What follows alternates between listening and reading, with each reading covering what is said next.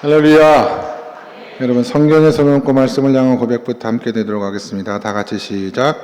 하나님 말씀에 생명이 있습니다. 하나님 말씀에 은혜가 있습니다. 주의 이 말씀을 깨닫게 하시고 이 말씀대로 살아가게 하옵소서. 아멘. 자, 앞에 계신 분들에게 잘 오셨어요. 은혜 많이 받으시기 바랍니다. 이렇게 인사해 주세요. 잘 오셨습니다. 은혜 많이 받으세요. 네, 감사합니다. 자, 2026년도 한 해는 말씀과 함께 시작하는 한 해로 삼았습니다. 왜냐하면 사람은 떡으로만 살아가는 것이 아니라 하나님의 입에서 나오는 모든 말씀으로 살아가기 때문에 그렇습니다. 우리가 말씀대로 살면 그 삶 자체가 하나님 보시기에 기뻐하는 삶이 되고 말씀이 우리 삶 가운데 이루어지는 그런 삶을 살아가게 되는데, 이 말씀이라고 하는 것이 종종 세미한 음성 가운데 들려오는 경우가 많기 때문에 우리가 일마다 때마다 하나님의 음성에 귀를 기울이며 살아가는 것이 매우 중요합니다. 오늘은 하나님의 음성을 듣는다는 것이 무엇이고 어떻게 그 하나님의 음성을 들으며 살아갈 수 있는가에 대한 방법에 대해서 실제적인 좀 말씀을 나누도록 하겠습니다. 하나님의 음성을 듣는 것을 사모는 하지만 도대체 이해하기가 어렵다 하는 분들이 계시기 때문에, 예를 들어서 하나님의 음성을 듣는 것이 무엇이고 우리가 어떻게 그 음성을 분별하며 그 음성들의 삶을 살아갈 것인가에 대해서 실제적인 이야기를 중심으로 말씀을 나누다 보니 설교가 조금 다른 주보다 조금 길어요. 조금 깁니다. 가급적 시간 안에 마칠 수 있도록 잘 증거하도록 하겠습니다. 어떨 때는 짧게 끝나는 주간도 있지 않습니까? 긴 주간도 있는 거죠. 우리가 하나님의 음성을 듣는다라고 할 때 먼저 하나님의 음성을 듣는다는 게 무슨 뜻인가를 조금 아셔야 됩니다. 하나님께서 우리에게 음성을 주신다는 것은 우리가 옆 사람의 귀에 대해서 말하는 것처럼 육성으로 우리의 귀에 하나님 음성을 두신다는 뜻이 아니라 하나님 우리 마음 가운데, 우리 생각 가운데 심어준다는 것, 당신의 뜻과 깨달음을 우리 생각 가운데 심어준다라고 하는 그런 의미입니다. 설교 말씀을 듣다가 문득 마음속에 깨달아지는 부분이 있는 것도 하나님께서 나에게 음성으로 들려주신 거예요. 물론 성경에 하나님의 음성을 귀로 직접 듣는 경우가 없는 경우가 아닙니다. 바울이 바울 되기 이전 교회를 핍박하던 사울이었을 때 다메섹으로 가는 길에서 빛 가운데 임하신 예수 그리스도를 만나지 않습니까? 그때 예수께서 하신 말씀을 바울은 귀로 정확하게 들었어요. 사울아, 사울아, 왜 내가 나를 핍박하느냐 들었잖아요. 방탕한 산 가운데 있었던 어거스틴이 어느 날 하나님의 음성을 아이들의 목소리를 통해서 육성으로 들었습니다. 톨레네게 톨레네게 펴서 읽어라, 펴서 읽어라. 무슨 뜻인가 싶어가지고 앞에 있는 성경책을 딱 폈더니 로마서의 말씀이 딱 나와서 그때 어거스틴이 큰 깨달음을 얻고 자신의 모든 죄악된 행실을 돌이켜 하나님 앞에 새로운 사람으로 거듭나는 은혜를 경험했거든. 저도 육성으로 하나님의 음성을 들었습니다. 그러나 하나님께서 이렇게 직접 육성으로 들려주시는 예는 흔치 않습니다. 성도님들 가운데 대부분은 일생 동안 신앙생활하는 동안에 육성으로 하나님께서 주시는 음성을 못 듣는 분들이 많으시고, 들었다 하더라도 몇 번에 그치지 않는 경우가 많죠. 왜냐하면 과거처럼 하나님께서 세상 가운데 우리에게 직접 음성을 통해서 말씀을 주시는 것이 아니라 이제는 하나님이 성령이 되어 우리 안에 거하시기 때문에 그래요. 하나님이 우리 안에 거하세요. 우리 안에 거하신 하나님, 우리의 귀에게 큰 소리를 말씀을 하셔서 우리로 듣게 하시는 것이 아니라 우리 안에 거하시는, 내주하시는 성령님께서 우리 마음의 생각 가운데 깨달음을 주셔서 이게 하나님의 뜻이구나, 하나님께서 나에게 이렇게 말씀하시는구나 라고 하는 것을 알게 해 주셨다라고 하는 것입니다. 우리가 음성을 듣는다, 소리를 듣는다라고 하는 것은 어떤 사람이 성대를 울려서 그게 공기의 진동을 일으키게 하고 그 파장이 우리 고막에 들어와서 우리로 하여금 청각신경이 그 진동을 통해서 정보를 파악하게 하는, 전기 신호로 바꿔서 뇌로 보내면 뇌가 그 정보를 판단하는, 이게 듣는 과정이거든요. 근데 성령 하나님 우리 안에 계시며 이 모든 과정을 다 생략하시고 직접 하나님의 뜻과 말씀을 우리의 정보로 생각과 마음 가운데 주시는 것이 바로 하나님의 음성을 듣는 과정이다라고 생각을 하면 우리가 하나님의 음성을 듣기 위해서 우리의 생각에 좀 더 집중하셔야 돼. 하나님께서 나에게 무엇을 말씀하시는가, 설교 말씀을 통해서도 귀를 기울여야 되고 하나님께서 나에게 어떤 깨달음을 주시는가에 대해서 우리가 집중하면 하나님은 말씀하신다 안 하신다? 반드시 말씀하십니다. 우리가 성경을 읽을 때에도 그런 마음을 가지고 성경을 읽으면 하나님은 그 읽는 말씀 가운데 반드시 우리에게 하나님의 음성을 들려주세요. 그래서 하나님의 음성을 듣는 구체적인 방법에 대해 몇 가지 말씀을 드리면, 하나님의 음성을 듣기 위해서 제일 먼저 중요한 것이 하나님은 지금도 말씀하시는 하나님이시고 하나님은 나에게 말씀하시는 하나님이시다라고 하는 것을 확신해야 돼요. 하나님은 나에게 말씀하시는 하나님이고 지금도 하나님은 말씀하신 하나님이다라고 하는 것을 확실히 믿으셔야 됩니다. 그렇지 않고 성경의 말씀을 성경 안에 기록된 말씀으로만 2000년 전에 기록된 말씀으로만 받아들이게 되면은 역사하는 힘이 크지가 않습니다. 기록된 말씀과 오늘 나에게 들려주신 하나님 말씀을 구분해서 믿어야 돼요. 제가 늘 말씀을 드립니다마는 하나님의 말씀은 언제나 현재 진행형인 줄로 믿으시면 아멘 하시기 바랍니다. 성경에 기록된 과거의 말씀들이 아주 은혜가 없는 것은 아니지만 하나님이 모세에게 하신 말씀으로 그치면 우리에게 어떤 능력과 은혜가 있겠냐 이 말이에요. 하나님께서 베드로를 통해서 주시는 말씀을 오늘 이 시간 나에게 주시는 하나님의 말씀으로 믿고 받아들일 때, 확신할 때 그 말씀이 내 삶과 믿음을 변화시키는 능력으로 역사하게 되는 줄로 믿으시면 아멘 하시기 바랍니다. 그래서 항상 하나님은 오늘도 말씀하신 하나님이시고 하나님은 나에게도 말씀하신 하나님이다라고 하는 것을 믿어야 돼요. 두 번째로 하나님의 음성을 듣기를 사모하셔야 됩니다. 믿고 사모하셔야 돼요. 명절날 식구들이 다 모여가지고 왁작지껄하게 모여서 서로의 근황을 묻고 또 그렇게 재미나게 이야기를 나누는 동안에도 아기 엄마는 저쪽 방에서 자고 있는 아기에 대해서 신경을 집중하는 거예요. 다른 사람은 못 들어도 아기가 울면 엄마는 알아요. 왜냐하면 신경이 그 아이에게 집중되어져 있기 때문에 그렇습니다.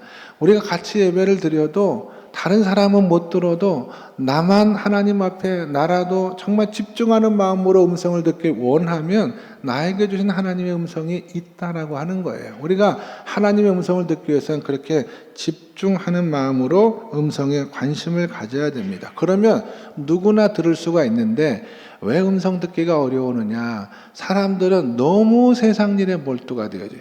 노아 시대의 말씀으로 하면 먹고 마시고 시집가고 장가가고 돈 벌고 집 사고 자식 키우고 이런 문제에 너무나 큰 마음이 다 빼앗겨져 있기 때문에 오늘 이 시대를 살아갈 때 우리에게 주신 하나님의 음성이 우리의 귀에 잘 들리지 못하는 경우가 많다라고 하는 것입니다.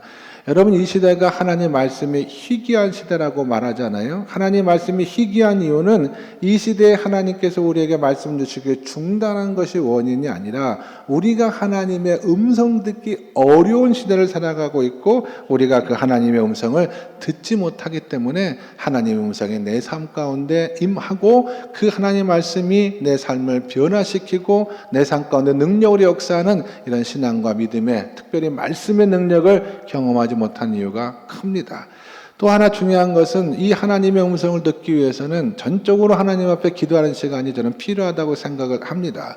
우리가 영적으로 성숙한 사람들은 특별한 시간을 갖지 않아도 매일매일 하나님의 음성을 들으면서 그 하나님의 인도를 따라 살아가는 경우가 가능하지만 대부분의 성도들, 대부분의 우리와 같은 사람들은 영적으로 성숙하지 못하기 때문에 하나님 앞에 특별한 시간을 내어 하나님이 나에게 말씀하시는 그 음성에 귀를 기울일 필요가 있다라고 하는 것입니다.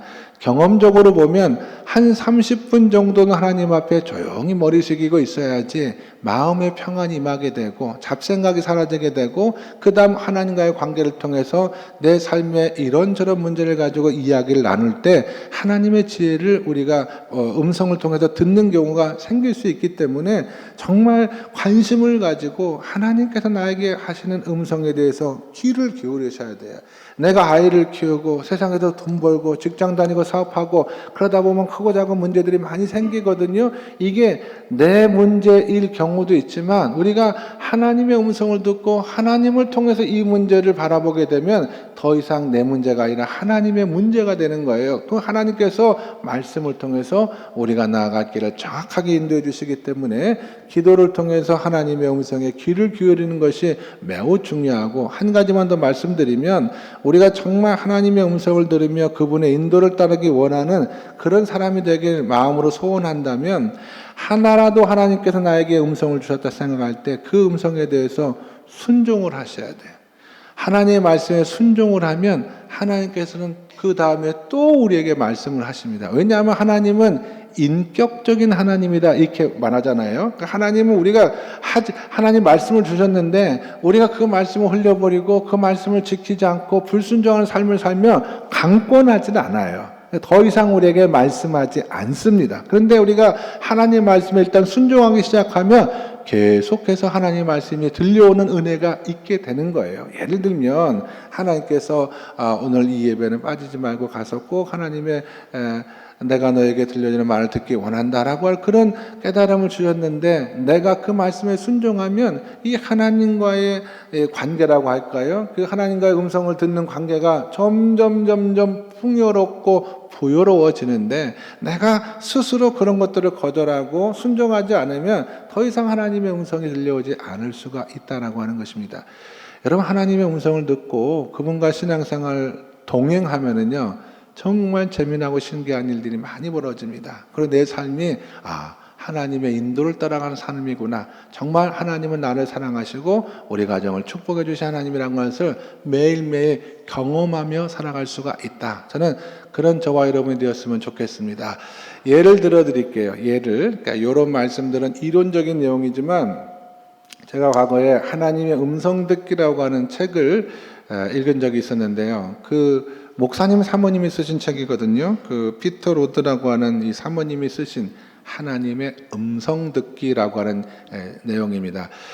이 사모님은 목사님을 도와 교회를 섬기고 계신데 아들이 있고 딸이 있었는데 딸의 이름이 이제 수잔인데요. 외국 사람이니까 수잔 아닙니까? 수잔인데 얘는 도대체 삶의 의미도 없고 목적도 없고 먹는 건 얼마나 좋아하는지 그냥 뭐 삶을 포기하는 게 아이처럼 청소년인데 뭐 엄청 몸도 뚱뚱하고 그냥 관심이 없는 거예요.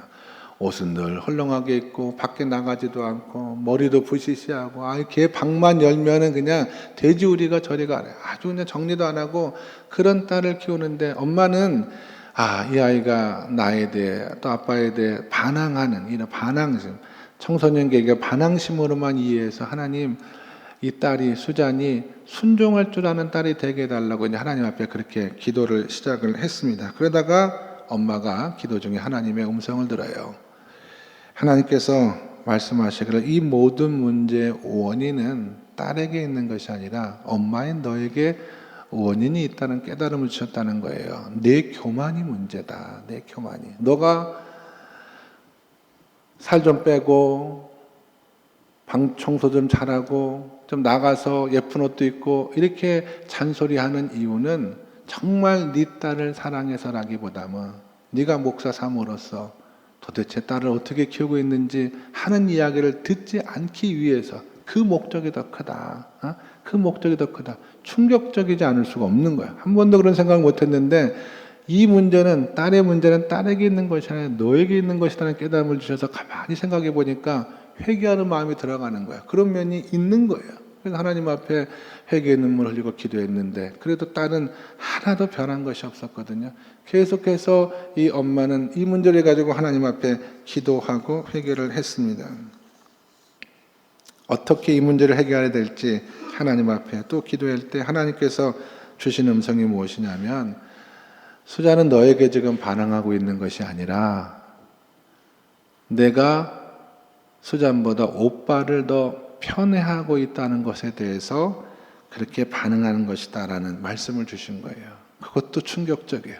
나는 편애한 적이 없어요, 하나님. 나는 똑같이 아들과 딸을 사랑하고 키웠습니다라고 했는데 하나님께서 말씀하시기를 똑같이 아들과 딸을 키우고 있다는 네 마음을 네 딸이 알고 있느냐라고 물어보시는 거예요. 그러니까 기도 가운데 가만히 생각해 보니까 딸이 이렇게 엄마 입장에서 보기에 반항하고 망가진 삶을 살아가는 이유가 다 자기가 자식들을 편애하는 것부터 시작되었다라고 하는 영적인 깨달음이 있다 보니까 하나님 앞에 하나님 어떻게 했으면 좋겠습니까? 아까 말씀드렸죠. 우리가 하나님의 음성을 하나 들었을 때 그 말씀에 순종을 하고 내 마음이 하나님 뜻대로 살기를 원하면 하나님의 음성은 계속해서 들려오는 거예요. 그리고 정확하게 우리 삶을 계속해서 인도하기 시작합니다. 너 오늘 시장 갈 때 혼자 가지 말고 네 딸하고 같이 가라. 옷을 고를 때에도 네가 마음에 드는 옷 골라주지 말고 딸이 원하는 옷이 무엇인가 물어보고 그 옷 사서 입히고, 예?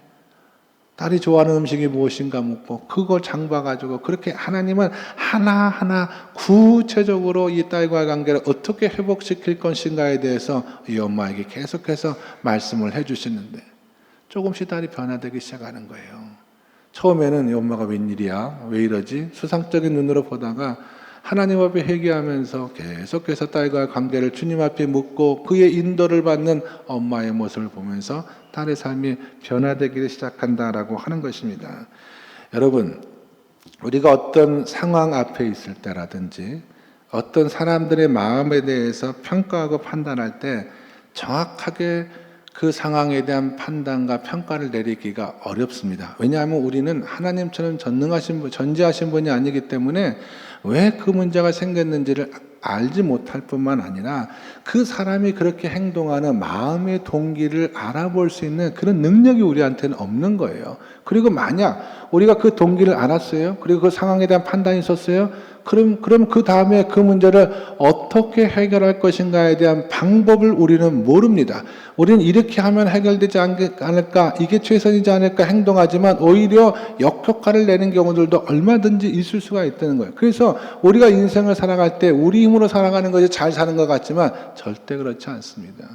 하나님의 지혜가 반드시 필요한 거예요. 이 상황이 어떤 상황이며 내가 어떻게 이 상황을 극복해 나갈 것이 모든 일마다 때마다 하나님의 지혜를 구하는 것이 매우 중요합니다. 그것을 성경은 하나님의 음성을 따라 혹은 말씀을 따라 하나님의 인도를 따라 살아가는 삶이라고 분명히 말씀하고 있는 거예요.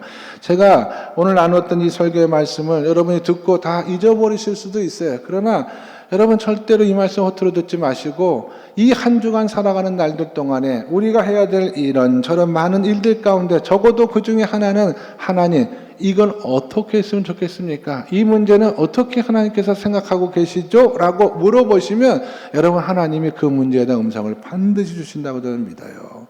그렇게 물어보면 하나님께서 반드시 음성을 주십니다. 그 하나님의 뜻에 따라 순종을 하면 어떻게 되느냐? 하나님은 또 말씀을 하신다 이 말이에요. 계속해서 그렇게 우리 인생에 당하는 크고 작은 문제들을 내 능력과 지혜가 아니라 하나님의 지혜와 능력을 따라 살아가는 것을 가리켜서 하나님의 음성을 들으며 그분의 말씀에 인도함을 받는 삶이다 이렇게 이야기하고 있기 때문에 우리 모두가 우리 삶 가운데 언제나 관심을 가져주시고 우리 삶 은혜 가운데 인도해 주시는 하나님의 음성에 집중하셔서 말씀을 통해서 하나님과 동행하시는 저와 여러분 모두가 다 될 수 있기를 주님의 이름으로 간절히 축원합니다. 자, 그 다음에 오늘 요한복음 10장의 말씀을 통해서 그 하나님의 음성을 이게 이제 왜 중요하냐면 우리가 듣는 소리의 원천은 세 가지입니다. 하나님의 음성만 있는 것이 아니에요. 맨 먼저는 우리 스스로가 생각하는 판단한 우리의 생각이 있을 수가 있고요. 그 다음에는 하나님으로부터 오는 말씀이 있을 수가 있고 또 하나는 하나님의 말씀을 위장한 마귀로부터 오는 생각이 있을 수가 있기 때문에 이게 우리 생각의 원천 세 가지이기 때문에 무엇이 하나님의 음성이고 무엇이 우리 생각이며 무엇이 또 마귀로부터 오는 생각인가를 구분하는 것이 매우 중요합니다. 제가 몇 가지를 말씀드릴 건데 이거 우리가 신앙생활하면서 늘 경험하는 것 가운데 하나거든요. 그래서 오늘 이후로는 우리가 하나님의 음성을 잘 구분하는 지혜를 얻으셔서 올 한 해 우리가 말씀을 따라서 인도함 받는 그런 믿음의 삶을 살아갈 수 있기를 간절히 원하고요. 하나님의 음성, 특별히 마귀의 음성과 하나님의 음성을 분별할 수 있는 기준을 몇 가지 말씀을 드리도록 하겠습니다. 첫 번째로 이것이 하나님의 음성인지 아니면 하나님의 음성이 아닌지 어떻게 알 수 있냐면 어조를 통해서 알 수가 있습니다. 어조. 그 말씀하시는 분위기를 통해서 알 수가 있다는 거예요. 요한복음 10장의 말씀은 우리가 오늘 다 읽지는 않겠습니다만은 이런 얘기입니다. 양들은 자기의 목자의 음성을 안다라고 하는 거예요. 우리가 보기에는 똑같은 양 100마리, 1000마리지만 목자의 눈에는 그 한 마리 한 마리마다 이름이 있고 한 마리 한 마리마다 특징이 있기 때문에 한 마리 한 마리 이름을 다 부른다라고 하는 것입니다. 근데 목자의 음성은 언제나 따뜻하고 부드러워요. 그러니까 양들은 그 목자의 음성에 순종하고 그 목자의 음성을 따라간다라고 하는 것이 오늘 성경의 말씀입니다. 하나님의 음성은 언제나 따뜻하고 부드럽다는 데 특징이 있습니다. 하나님 우리를 인도하시는 하나님이시지 우리를 몰아가는 하나님이 아니에요. 그런데 마귀의 음성의 특징은 무엇이냐면은 급박하고 협박적인 경우가 많아요. 당장 이것 하지 않으면 안 된다. 지금 당장 발언하지 않으면 충분한 결과가 벌어진다. 즉각적으로 당장 이런 이야기를 마귀는 종종 합니다. 그러나 하나님의 음성은 부드러워요. 그리고 마귀가 하나님의 음성, 하나님의 말씀을 포장해서 우리에게 속삭일 때가 있거든요. 그때는 부드럽게 들릴 수가 있기 때문에 착각할 수가 있어요. 그러나 그 음성의 어조, 내용을 보면은 마귀는 항상 시기와 미움과 질투를 근거로 해서 그와 같은 음성 우리에게 들려주는 경우가 많아요. 그래서 우리가 그걸 통해서 분별할 수가, 사랑으로 말하지 않습니다. 항상 그 마음의 동기가 질투와 시기와 미움으로부터 미혹하는 음성을 들려주기 때문에 부드럽고 따뜻하게 들려오더라도 우리가 그 어조를 잘 구분해 보면 어렵지 않게 하나님의 말씀인가 아닌가라고 하는 것을 구분할 수가 있다라고 하는 것입니다. 두 번째로 내용을 통해서 우리는 하나님의 음성을 구별을 할 수가 있습니다. 성경은 하나님의 말씀이잖아요. 모든 성경은 하나님의 감동으로 된 것으로 교훈과 책망과 바르게 함과 의로 교육하기에 유익하다라고 성경은 말하고 있습니다. 그래서 하나님의 음성은 말씀을 어긋나지 않아요. 말씀을 통해서 우리에게 말씀하시는 경우들도 많이 있기 때문에 그렇습니다. 마귀는 성경을 인용하지만 그 성경의 말씀을 왜곡하는 경우가 매우 많습니다. 예를 들면 실제 경험했던 얘기입니다. 어떤 자매가 기도 가운데 하나님의 음성을 들었다고 해요. 선교사로, 아프리카 선교사로 하나님께서 자기를 쓰시고 보내신다라는 음성을 들었다는 겁니다. 그럴 수 있죠. 그런데 그 다음에 들었던 음성이 뭐냐면 담임 목사님은 영적인 파트너이기 때문에 담임 목사님과 함께 결혼해서 선교사로 떠나가라라고 하는 것이 하나님의 뜻이었다라고 하는 거예요. 근데 담임 목사는 사모님이 계세요. 결혼하신 분이에요. 예? 그러면 하나님께서 그 말씀을 주셨을까 주시지 않았을까? 그건 분명하죠. 간음하지 말라, 이혼하지 말라, 이게 뭐 하나님의 말씀이라고 한다면 하나님이 당신의 말씀을 어긋나게까지 하시면서 그 자매에게 그런 음성을 두셨을 리가 없다라고 하는 거 아닙니까, 여러분? 그런데도 이런 분들이 교회 안에 많습니다. 하나님께서 나에게 음성을 주셨기 때문에 그 하나님의 음성들의 삶이 말씀을 어긋남에도 불구하고 고집하고 신앙생활 하시는 분들이 참 많다라고 하는 거예요. 하나님의 음성은 철저하게 그 내용이 성경적이어야 한다라고 하는 것입니다. 성경을 어긋나게 하거나 성경을 왜곡해서 적용하는 것은 하나님의 음성일 수가 없다라고 하는 거예요. 사실은 제가 하는 설교가 복잡한 것 같아도 여러분이 예배를 드리고 신앙생활하고 또 집사님이 되고 권사님이 됐으면 성경의 말씀을 세세하게는 알지는 않지만 적어도 하나님께서 우리에게 어떤 삶을 살아가는 것인가에 대해서는 알잖아요. 그래서 성경의 말씀을 통해서 90% 이상은 우리가 어떻게 살아가는 것이 하나님의 뜻과 그분의 인도를 따라 살아가는 것은 저는 거의 다 안다라고 믿어요. 그래서 말씀대로만 살아가면 하나님께서 기뻐하시는, 하나님과 말씀을 통해 동행하는 삶을 얼마든지 살아갈 수가 있다라고 하는 것입니다. 세 번째로 중요한 것이 이게 하나님의 음성이냐 하나님의 음성이지 않느냐. 목회하면서 제가 참 기도를 많이 하는 부분이 이건데, 하나님의 음성은 우리로 하여금 회개에 이르도록 합니다. 그래서 우리가 하나님의 음성을 들으면 회개하게 되어져 있어요. 그리고 그 과정이 매우 구체적입니다. 하나님은 구체적으로 우리에게 회개하게 하시거든요. 어젯밤에 네가 누구를 만났는데 그 사람과 나누었던 이야기 가운데 몇 가지 내용은 적절하지가 않다라고 깨우쳐 주신다면, 구체적으로 깨우쳐 주셔서 가만히 그 음성을 따라 생각해 보니까 하나님 제가 잘못했네요. 그런 표현들을, 그런 말씀들은 적절하지 않겠네요 라는 깨달음을 얻게 되는 거예요. 설교 말씀도 하나님께서 가끔 저에게 말씀하실 때가 있거든요. 이런 표현, 이런 말씀들은 안 하는 것이 낫겠네요 라는 깨달음을 준다 이 말. 그러면 마음의 평안이 오는 거예요. 찜찜한 것이 다 사라지고 마음의 평안이 옵니다. 구체적으로 하나님께서 나에게 회개케 하시고, 내가 회개하면 하나님은 그 다음에 나를 위로하시고 용기를 주시는 거예요. 위로하고 용기를 주세요.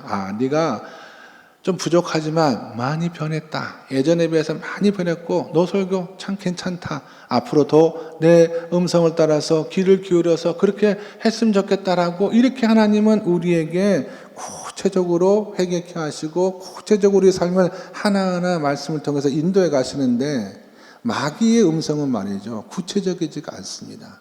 막연해요. 막연한 죄책감과 막연한 정죄감을 우리에게 주는 경우가 매우 많아요. 그러고도 네가 목사냐? 이런 음성 있잖아요. 이건 하나님의 음성일 수가 없는 거예요. 너가 그러면서도 권사야? 예? 남편이 부인에게 당신 그러고도 권사야? 그건 하나님의 음성이지 않을 가능성이 커요. 그런 말에 절대로 마음 뺏기지 마세요. 항상 마귀는 그런 애매하게 정죄하는 마음으로, 너는 설교할 자격이 없는 목사야. 너는 권사라고 말할 수 있는 자격 있는 사람이 아니야. 이렇게 우리를 정죄합니다. 근데 이 대목이 참 힘들거든요. 이런 막연한 마귀의 음성을 통해서 스스로 죄책감에 빠지고 정죄감에 빠지면, 그게 여러분 요새는 몸만 아픈 게 병이 아니잖아요. 제가 아는 어떤 분이 우울증을 굉장히 심게 앓았는데요. 무서운 병입니다. 무서운 병이에요. 이 끝없는 죄책과 정죄감에서 헤어나질 못해요. 그분은 결혼한 후에 아이가 없었습니다.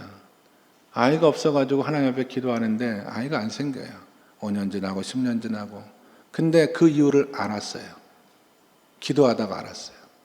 어렸을 때 이분이 집안이 가난해가지고 서울에 있는 고모 집에 와서 공부를 하고 대학을 가게 되는데, 그 고모 아들 둘이가 고종 사촌이죠. 너무 부잡스러워가지고 말이에요. 부잡스럽단 말이 이거 사투리 아닙니까? 공부가 안 되는 거예요. 저녁만 되면. 그래가지고 그 공부에 집중해서 그렇게 해야 되는데 어렵게 공부하는데 너무 얘네들 떠들고 막 그러니까 마음속으로 기도처럼, 나는 결혼해도 절대로 아이를 낳지 않겠다. 나는 절대로. 그 아이들이 워낙 그러니까 그렇게 기도처럼 공부하는 동안에 많이 얘기한 거야. 그게 딱 깨달아지거든. 근데 그게 죄책감이 원인이 된 거지. 사람들마다 자기의 마음을 강박하고 누르고 있는 죄책감이 다 있거든요. 그거 벗어나야 됩니다, 여러분. 로마서에서 사도 바울이 누가 하나님의 자녀들인 우리를 정죄하리요라고 바울이 얘기했습니다. 누가 우리를 정죄할 수 있겠느냐? 우리가 죄인인 건 맞지만 그리스도 예수께서 십자가에서 피 흘려 돌아가시로 말미암아 우리의 모든 죄를 사해 주셨는데 누가 그런 우리를 향해서 정죄할 수가 있겠느냐? 이 말씀이 이 여자를 살린 거예요. 오랜 죄책 가운데 고통당하던 이 여자가 이 바울의 말씀을 통해서 하나님의 딸인 나를 누가 정죄할 수 있겠느냐라고 하는 믿음의 큰 확신이, 이 말씀의 큰 능력이 이 여인의 오랜 정죄와 죄책감에서 이 여인을 구원하는 그런 일을 제가 직접 경험을 했어요. 물론 우리 교회는 아니었습니다만, 항상 마귀의 말에는 이런 정죄와 죄책이 있습니다. 그러나 하나님의 말씀은 매우 구체적으로 우리를 회개케 하고 우리의 영혼을 살려내는 그런 말씀이기 때문에, 혹 지금까지 신앙생활하면서 죄책감에 시달리면서 그것이 하나님의 음성이라고 착각하고 괴로웠던 분이 계시다라고 한다면, 오늘 모든 정죄에서 자유함을 누릴 수 있게 되시기를 주님의 이름으로 간절히 축원합니다. 마지막 네 번째로, 하나님의 음성인가 아닌가라고 우리가 애매하게 느껴질 때는요, 이 관계 회복을 통해서, 이것도 우리 신앙생활하면서 우리가 많이 보고 듣고 하는 내용들인데, 하나님은 화목하게 하시는 하나님이세요. 예수 그리스도가 이 땅에 오셔서 십자가를 지신 목적 자체가 우리를 화목해 하게 하시기 위하여, 하나님과 죄인된 우리를 화목해 하시기 위하여 하나님께서는 십자가에서 그리스도 예수를 보내주신 것이거든요. 그래서 마태복음의 말씀에 이런 말씀이 있습니다. 여러분 아시는 말씀이, 어떤 사람이 예배를 드리러 하나님의 교회에 왔는데 오다가 보니까 화해하지 못하고 마음속으로 관계가 어려운 사람이 있는 것을 발견하고 깨달았다라고 한다면, 예물을 잠깐 교회 앞에 남겨두고 돌아가서 그 사람하고 먼저 화해해라. 먼저 화해하고 와서 예배를 드려야지 그 예배를 하나님께서 받아주시는 것이지, 그런 말씀을 하실 정도로 하나님은 인간관계 매우 화목을 중요하시하는 그런 하나님이에요. 그래서 하나님의 음성은 항상 우리의 관계를 회복시키는 그런 내용입니다. 그러나 마귀는 관계를 분열시켜요. 파괴시킵니다. 이게 하나님의 음성과 마귀의 음성이 가지고 있는 대표적인 특징 가운데 하나입니다. 아무개 집사님은 가망이 없다. 그 사람은 절대 변하지 않는다. 이런 말들도 관계를 화목하게 만들어가는 것이 아니라 관계를 분열시키는 거 아닙니까, 여러분? 우리가 종종 듣는 얘기 가운데 우리 교회는 기도가 없다. 기도하지 않는 교회다. 라든지, 또 어떤 분들은 우리 교회는 사랑이 없는 교회다. 오래된 교회이기 때문에 자기들끼리 만천하고 도대체가 사랑이 없는 교회다. 이렇게 나만 옳고 다른 사람 틀리다라고 하는 이런 것들도 절대 하나님의 음성일 수가 없다라고 하는 것입니다. 하나님은 관계를 화목하고 따뜻하게 만들어가는 하나님이시지 분열시키는 하나님이시지 않기 때문에 그래요. 여러분, 우리가 하나님의 음성을 듣고 또 하나님의 말씀을 따라 동행하는 삶을 살아가면은요, 다른 사람의 결점, 교회에 보이지 않던 단점이나 이런 것들이 잘 보여요. 왜 그러느냐? 영적으로 우리가 변화되기 때문에 그런 것들이 잘 보이기 시작하거든요. 그런데 하나님께서 왜 그런 걸 우리에게 보여주시느냐는 목적이 있는 거예요. 우리 교회의 관계를 회복시키고 화목하게 하기 위하여. 그런 사람들의 단점을 보고 그 사람들을 흠잡거나 판단하거나 정죄하거나 비판하려고 보게 하신 게 아니에요. 오히려 그 사람을 도와주고 그 사람을 위해서 기도하고 그 사람을 섬길 수 있도록 하게 하시기 위해서 하나님 것들은 그런 것들을 우리에게 보여주신다라고 하는 것입니다. 하나님은 언제나 화목을 추구하시는 분이기 때문에 하나님의 음성을 듣기 위해서는 하나님을 먼저 아셔야 되고 하나님의 마음을 아셔야 돼요. 하나님을 우리 같은 분으로 생각하고 우리 같은 사람, 하나님의 생각, 우리 같이 오해를 하게 되면 하나님의 음성을 듣기가 매우 어렵다라고 하는 것입니다. 저는 목사로서 그런 생각을 갖는 것인지 모르겠습니다만은 우리는 하나님의 음성을 듣지 않고서는 하루하루를 살아가기가 매우 어려운 시절을 살아가고 있다고 저는 믿습니다. 왜냐하면 우리는 지혜도 없잖아요. 그리고 우리는 내일 일도 알지 못합니다. 어떤 사람이 어떤 행동을 했을 때 왜 그 사람이 그와 같은 행동을 했는지 마음의 동기도 몰라요. 그리고 양심도 둔해져서 내가 지금 잘못된 행동을 하고 있음에도 불구하고 내가 잘못된 행동을 하고 있다라고 하는 것을 전혀 깨닫지 못하고 5년, 10년 계속해서 그렇게 잘못된 모습으로 신앙생활하는 분들도 주변에 얼마든지 있을 수가 있기 때문에 하나님은 이런 우리를 바로잡아 주시고 하나님의 뜻에 합당한 삶을 살아가길 원하시는데 문제는 하나님의 뜻과 그 하나님의 음성이 나에게 전해지지 않는 거예요. 내가 신앙생활을 오래 했음에도 불구하고 나를 통해 하나님께서 말씀하시는 그 하나님의 음성을 듣지 못하고 하나님의 뜻이 어디를 향해 가고 있는지도 알지도 못하고 여전히 내가 보기 좋은 소견을 따라서 신앙생활을 하는 것이 하나님의 음성을 듣지 못하기 때문에 그렇습니다. 그래서 우리 신앙생활이 근본적으로 변화를 경험하기 위해서는 적어도 한 해 내가 하나님의 말씀보다 앞서지 않고 하나님의 음성이 내 가운데 들려주시는 그 음성을 따라 순종하며 말씀과 동행하기를 원합니다라고 하는 그런 믿음의 결단이 있어야 된다는 거예요. 하나님의 말씀이 나에게 주시는 대로 그 음성을 따라 인도함 받는 삶을 통하여 하나님께서 세세하게 우리의 삶을 얼마나 사랑하시고 얼마나 구체적으로 인도해 주신가라고 하는 것도 그 경험할 수가 있고 그 하나님의 음성을 따라 자식도 키우고 그 하나님의 음성을 따라 사업도 하고 그 하나님의 음성을 따라 직장도 섬기고 교회도 세워가는 이 모든 것, 우리가 해왔던 모든 삶과 사역의 내용들이 하나님의 음성을 따라 그분의 인도를 따라 그분이 원하시는 뜻을 따라 살기를 원한다라고 하는 그런 믿음의 결단이 없이는 그냥 오랜 시간 예배를 드리고 오랜 시간 신앙생활해도 우리 삶 가운데 하나님과의 연결점이 없기 때문에 그냥 하나님 보시기에 전혀 상관이 없는 내가 보기에 좋은 대로 신앙생활을 하면서 살아갈 가능성이 크다라고 하는 것입니다. 올 한 해 말씀과 함께 하나님과 함께 시작하기로 이왕에 다짐하셨다면 사람이 떡으로만 살아가는 것이 아니다. 사람은 하나님의 입에서 나온 모든 말씀을 살아가는 것이고 그 말씀은 때때로 세미한 음성 가운데 들려 엘리야의 영혼을 새롭게 변화시키는 능력을 역사할 수 있기 때문에 하나님 나도 하나님의 음성을 듣고 그 하나님의 음성을 따라서 믿음의 삶을 살아갈 수 있는 하나님의 사람이 되게 해달라고 기도하시는 저와 여러분 모두가 될 수 있기를 주님의 이름으로 간절히 축원합니다. 기도하시겠습니다. 자비로우신 하나님 아버지, 하나님의 음성을 듣지 않고는 살아갈 수가 없는 이 시대를 살아가는 우리 모두가 하나님의 음성을 따라서 하루하루 살아갈 수 있도록 말씀을 통해서 지혜를 주시고 깨우침을 주시오니 감사드립니다. 하나님 음성을 듣고 기대하는 가운데 그 음성을 따라 순종하는 삶을 살아드림으로 말미암아 매일의 삶이 하나님과 동행하는 삶이 될 수 있는 머릿속에 모든 주의 백성들의 삶이 될 수 있도록 축복하여 주시옵소서. 예수 그리스도 이름 받들어 기도드리옵나이다. 아멘.